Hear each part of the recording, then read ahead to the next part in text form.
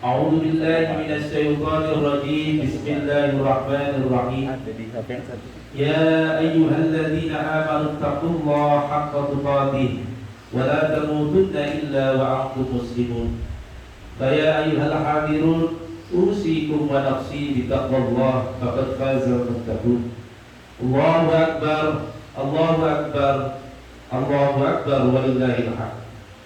Pagi ini kita merayakan Hari Raya Idul Fitri, hari di mana umumnya disambung dengan sukacita yang menandakan hari berbuka untuk kita semua muslim setelah menjalankan kewajiban berpuasa di bulan Ramadan sebulan penuh.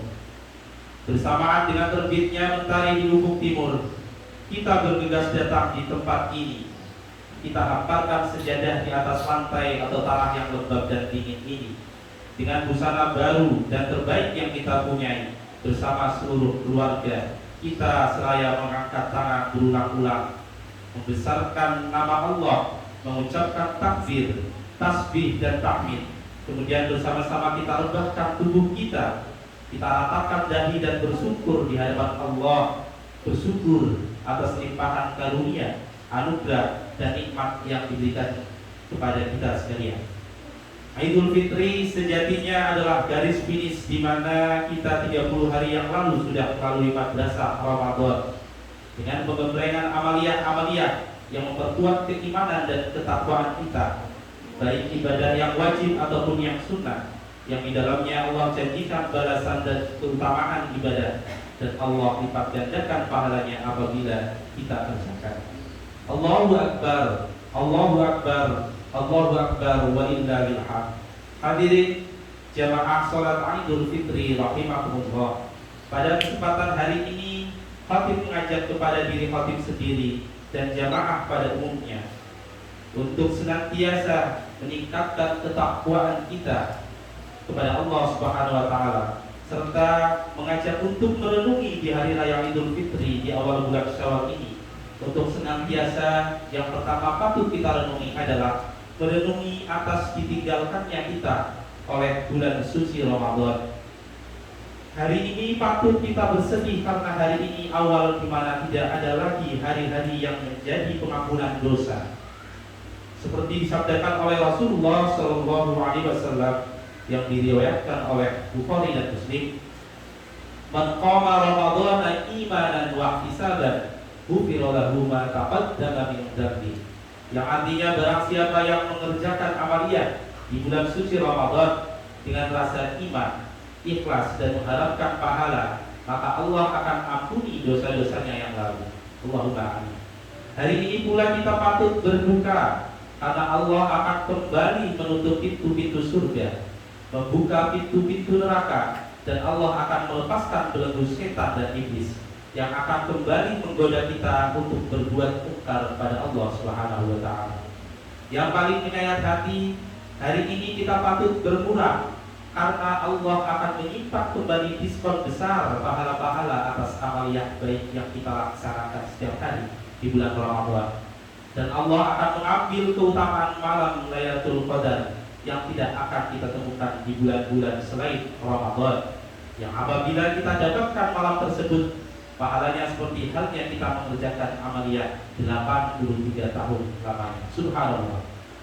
Dengan kata lain, datangnya Idul Fitri bagi muslim pada hakikatnya kita akan ditinggalkan oleh tamu agung, yakni bulan Ramadan, dengan memboyong semua keberkahan, rahmat dan maghfirahnya, sehingga rasanya sangat sulit dan menyedihkan atas berlalunya.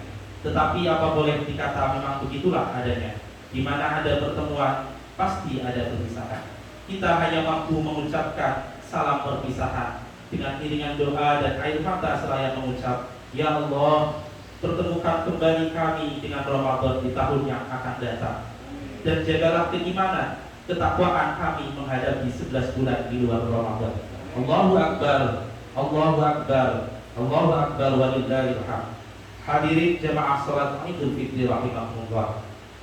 Yang patut kita renungi yang kedua, yakni merenungi atas bagaimana cara mengistiqomahkan keimanan dan ketakwaan kita. Kita harus sadar bahwa kita semua akan memikul beban berat untuk mempertahankan kesucian Ramadan setelah bulan Ramadan berlalu. Yang mana banyak dicontohkan pada saat Ramadan, Allah menyaksikan banyak sekali di antara kita yang bangun di tengah malam mendendangkan istighfar, tasbih, tahmid dan takbir. Namun alangkah malangnya bila setelah hari ini, setelah Ramadan, Allah melihat kita tertidur lelap, bahkan melewati waktu subuh seperti bangkai tak bergerak. Dicontohkan kembali selama bulan Ramadan, Allah melihat bibir hamba-hambanya bergetar dengan doa, zikir dan lantunan kalimat suci Al-Quran. Namun celakalah bila hari ini kita gunakan bibir yang sama itu untuk kembali menggunjing dan mencaci maki saudara kita, tetangga kita dan sesama kaum muslimin. Na'udzubillah, summa na'udzubillahi min dzalik.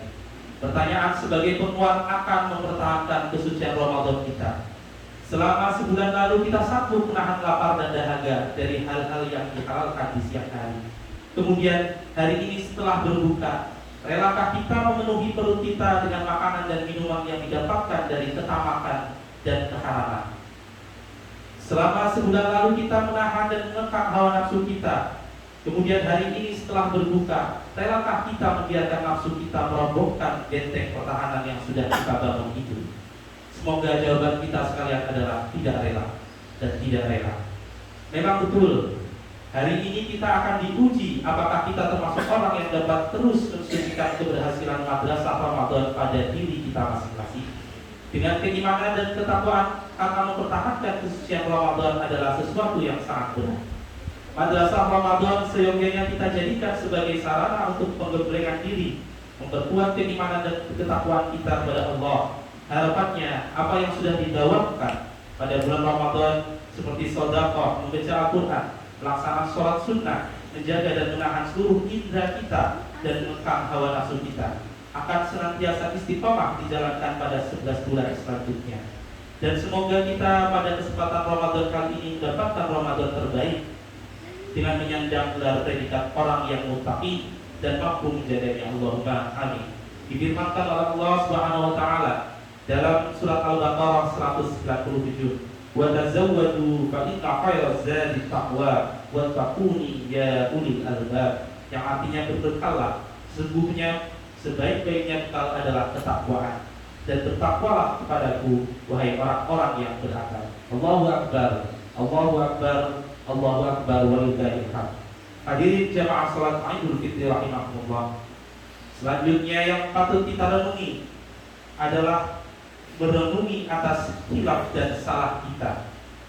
Manusia pada dasarnya tempatnya khilaf dan salah, sebagaimana disabdakan Rasulullah dalam hadis hasan yang diriwayatkan oleh At-Tirmidzi, yang artinya setiap anak Adam pernah berbuat salah, namun sebaik-baiknya berbuat salah yang bertobat dari kesalahannya.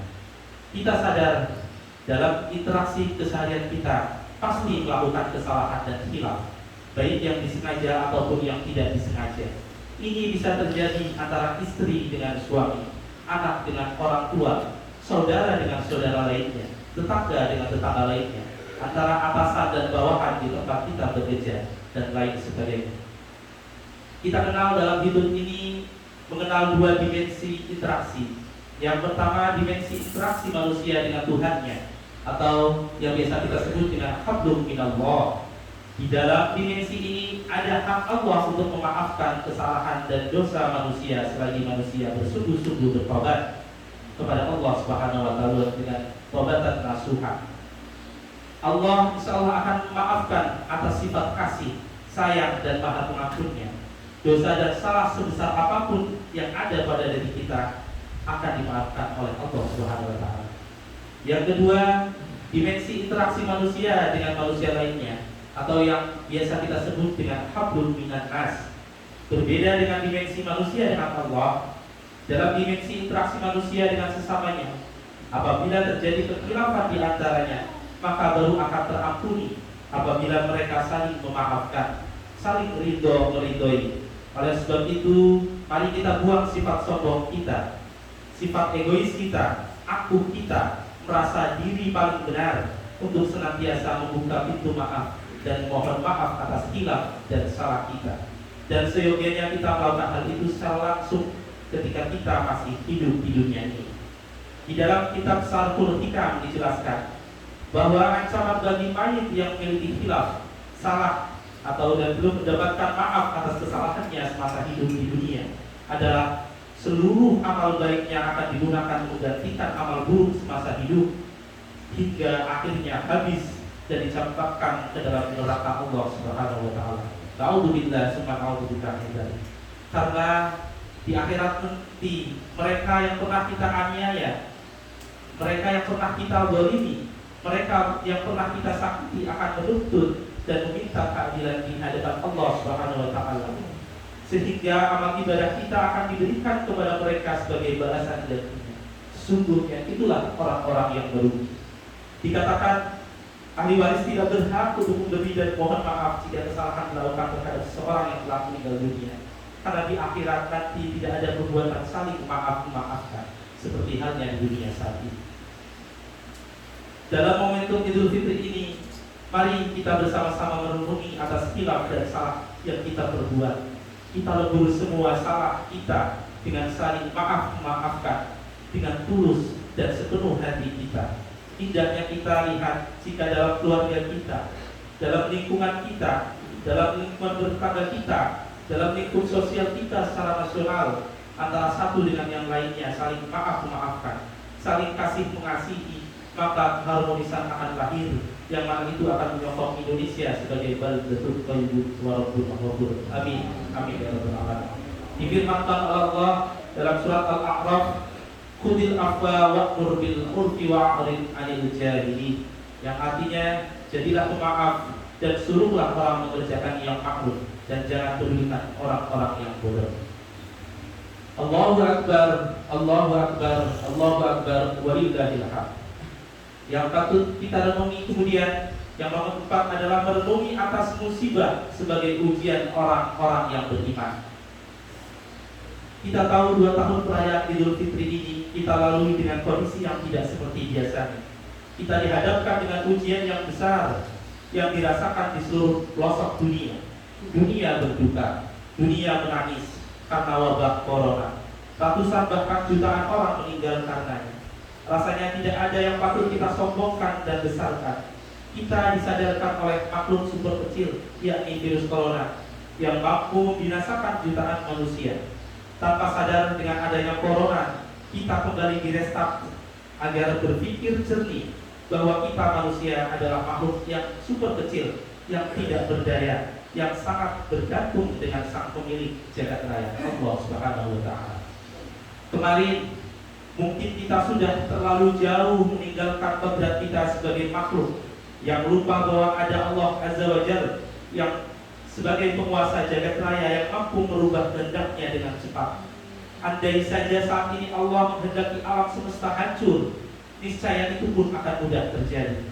Mudah-mudahan dengan wabah corona kita kembali sadar bahwa hanya Allah lah tempat bergantung kita dan tempat menghamba kita seluruh umat manusia. Sebagai makhluk sosial pun kita disadarkan agar manusia tidak ada yang super. Antara satu manusia dengan lainnya saling membutuhkan. Semoga dengan semangat kebersamaan kita sebagai manusia, kita mampu keluar dari ujian berat tahun ini. Semoga hasil dari madrasah Ramadan yang membuahkan kepekaan sosial kita, tali silaturahim kita yang telah tercipta melalui puasa dan amaliyah Ramadan serta Idul Fitri ini dapat kita pelihara dengan baik dengan cara mengisinya dan mengaplikasikannya di setiap langkah kita dan jadikan bagian dari bekal ketakwaan dan keimanan kita untuk kembali menghadap Allah dan juga bekal yang amat berguna menyongsong hari esok yang lebih baik. Hal ini tentunya sejalan dengan makna bulan Syawal yang berarti hari peningkatan ke arah yang lebih baik. Amin. Amin ya rabbal alamin. Barakallahu li wa lakum fil Qur'anil 'azim wa nafa'ani wa iyyakum bima fihi minal ayati wa dzikril hakim. Aqulu qawli